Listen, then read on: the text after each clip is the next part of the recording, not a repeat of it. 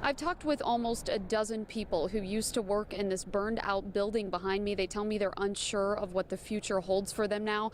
One man was inside when the explosion happened last night. He told me he watched dust fall from the walls. He says he has no idea how everyone got out safely. Muskogee firefighters are rotating in and out of their stations today, hauling their gear, drenched in water and sweat and covered in soot.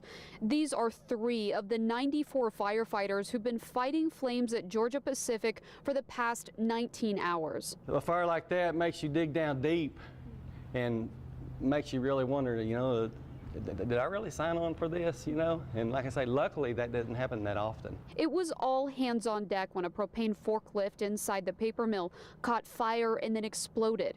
Between the paper dust and bales, firefighters say the blaze was overwhelming. They worked for hours alongside the Georgia Pacific Fire Brigade, putting out the flames. Everybody, when they drive by, they're going to see the roof collapsed and they're going to see black on the front of it.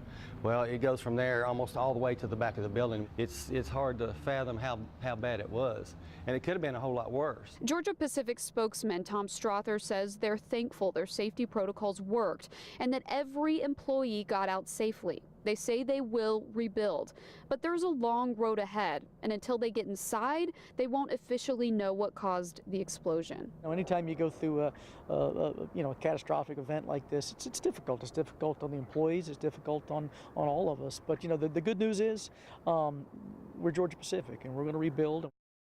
Georgia Pacific tells me no one is losing their job over this. They're just not sure of the timeline when they're going to safely be able to bring employees back into the building to start working again. In Muskogee, Sawyer Bussey, Oklahoma's own News 9.